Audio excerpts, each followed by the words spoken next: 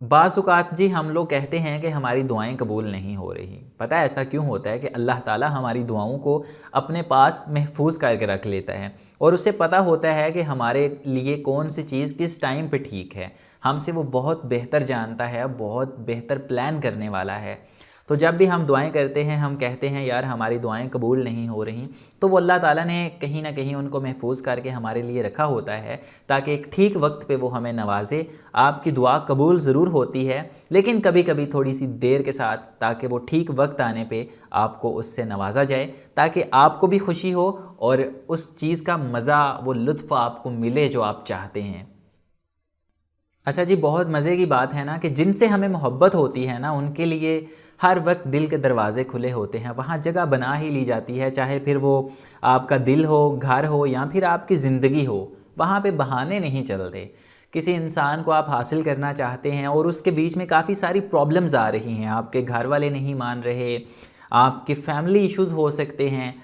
लेकिन आप उसके साथ इतने सिंसियर होंगे, आप उन प्रॉब्लम्स को डील करने के बाद भी आप कहेंगे कि बस ये बंदा मेरे साथ रहे, ये प्रॉब्लम्स जो हैं ये टेम्परेरी हैं और ये बंदा जो है ये परमानेंट है, इसकी मोहब्बत परमानेंट है, मैंने इसको छोड़ना नहीं। वहाँ पे इंसान बहाने नहीं करता कि यार मुझसे ये नहीं हो रहा, वो नहीं हो रहा, ऐसा नहीं वैसा नहीं। वहाँ पे बस मान रख लिए जाते हैं, अपना लिया जाता है और कोशिश की जाती है कि अगर कोई प्रॉब्लम है, घर वाले नहीं मान रहे या कोई और इशू बना हुआ है, उसको हल किया जाए, ना कि उस इंसान को छोड़ा जाए या फिर कोई ना कोई बहाना बना के या फिर उसके साथ अपना बिहेव इस तरह से किया जाए कि उसको छोड़ा जाए। नहीं, ऐसा बिल्कुल नहीं होता। जहाँ पे मोहब्बत हो वहाँ पे जगह बना ही ली जाती है, वहाँ पे फिर बहाने नहीं बनाए जाते जनाब।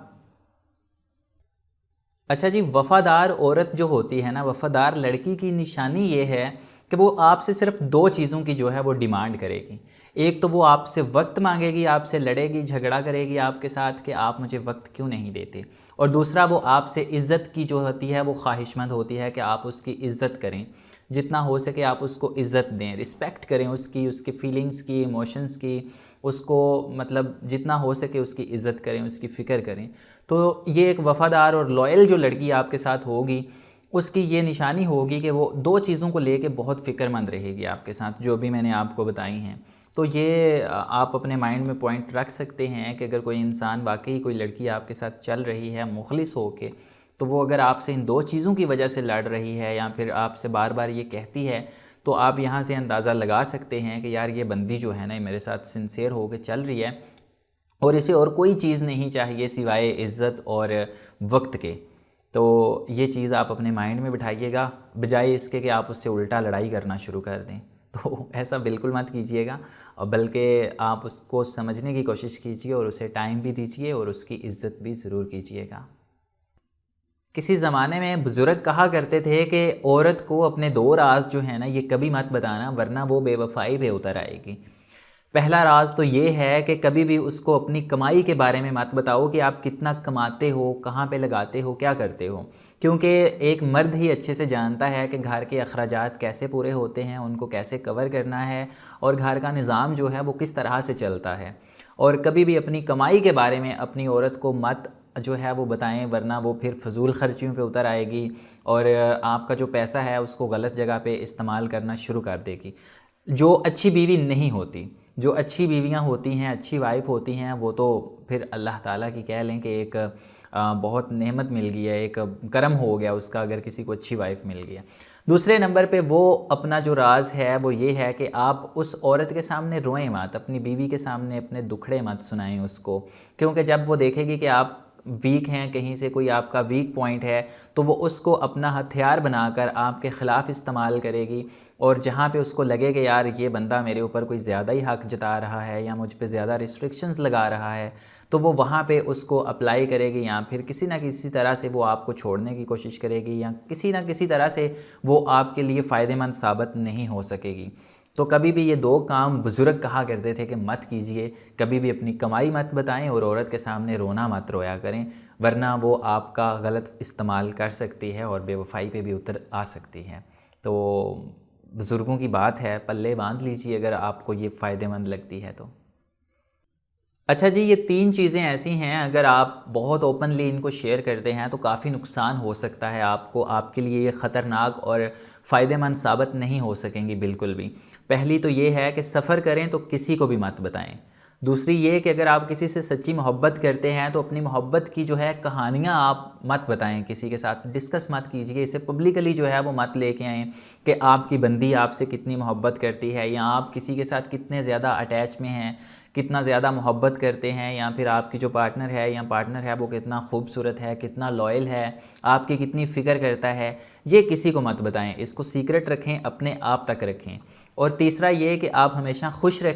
रहें, लेकिन किसी को भी मत बताएं कि आप कितने खुश हैं। इसकी वजह यह है कि लोग जो हैं वो खूबसूरत चीज़ों को तबाह बर्बाद कर देते हैं। काफ़ी सारे लोग हसद करने वाले होते हैं, बुरी नज़र वाले होते हैं, जिनका काम यही होता है कि बस किसी को लेके हर वक्त उसका हसद करते रहना, उसको मतलब जेलस फील करते रहते हैं लेके, उसके बारे में गिले शिकवे बहुत होते हैं। तो इंसान को बुरी नज़र से जो है ना वो बचना चाहिए। तो अगर आप हर चीज़ को बहुत ओपनली खुल के शेयर करेंगे, डिस्कस करते रहेंगे सोशल मीडिया पे भी, तो बहुत मुमकिन है कि आपके रिलेशनशिप में काफ़ी प्रॉब्लम्स आ सकती हैं, आपके सफ़र ख़राब आपका हो सकता है। अगर आप बहुत खुश रहते हैं तो आपकी खुशियों को जो है वो नज़र लग सकती है, और मुमकिन है कि फिर आप गमों का शिकार हो जाएं, जो कि अल्लाह बिल्कुल भी ऐसा ना करे। तो कोशिश कीजिए इन 2-3 चीज़ों को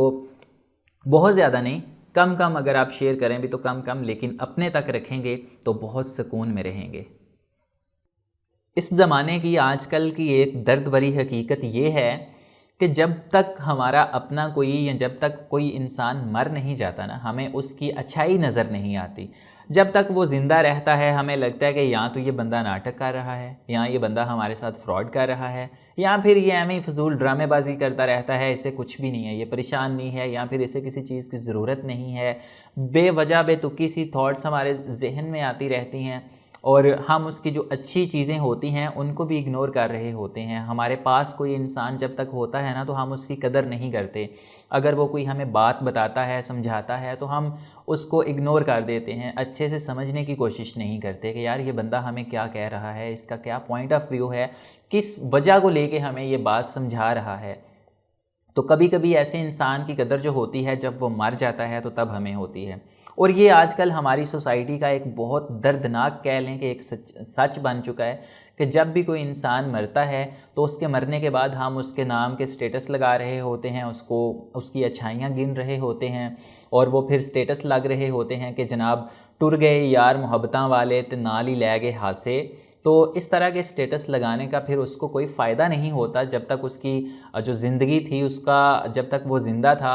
तब तो आपने उसकी कोई कदर नहीं की, उसके लिए कोई अच्छे से कॉम्प्लीमेंट पास नहीं किए, उसको किसी काम के ऊपर अप्रिशिएट नहीं किया। तो जब वो इस दुनिया से चला गया है तो आपके कॉम्प्लीमेंट्स को,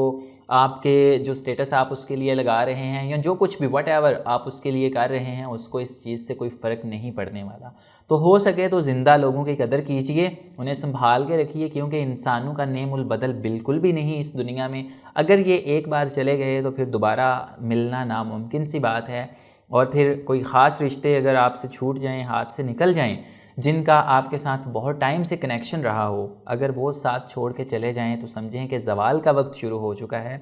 और फिर इंसानों का दोबारा मिलना बहुत नामुमकिन सी बात है।